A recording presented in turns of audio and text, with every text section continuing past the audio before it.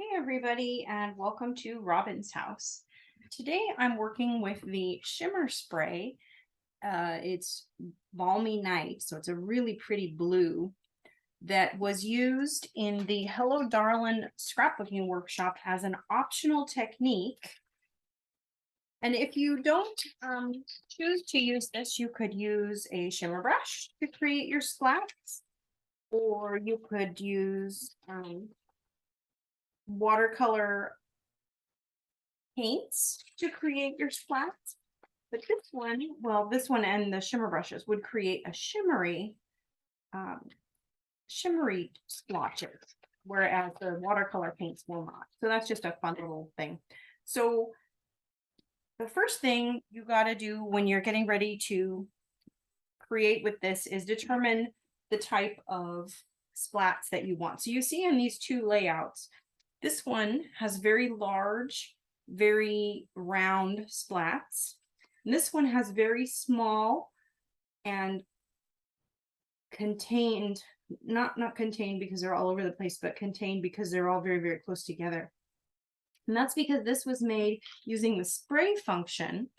And this was made by pulling out the stopper and splatting by dropping little droplets onto my project. So I'll show you each of those on some scrap papers.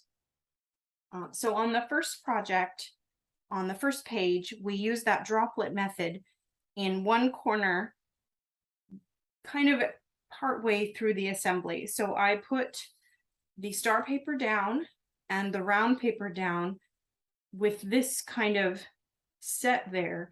And then I removed it and didn't put the stickers down, and I shot my splotches, and then I continued building.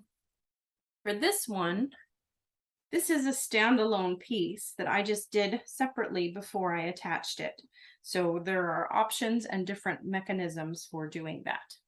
Okay, so when you're about to start your layouts, the first thing you want to do is grab a scratch paper and shake up your thing as I was doing before.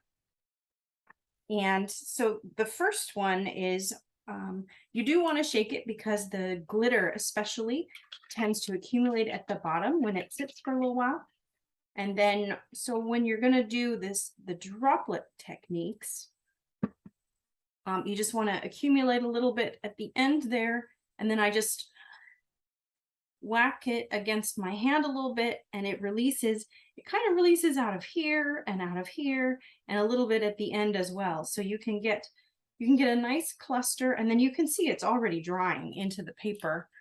You might not be able to see, but I can see that it is. So it's already not as wet anymore, and it has already gone in. So that was what I would control, somewhat controlled.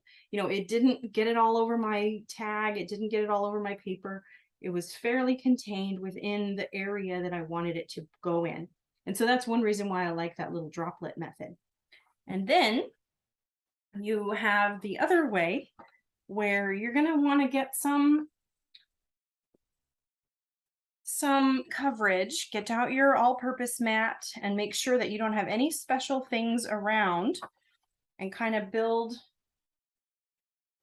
a fort, if you will, so that you can practice on scratch paper. This is all scratch paper.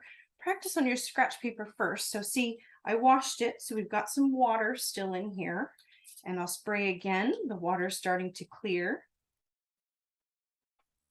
And you can, in theory, you can spray hard and get a big puddle, and then lots of very, very fine.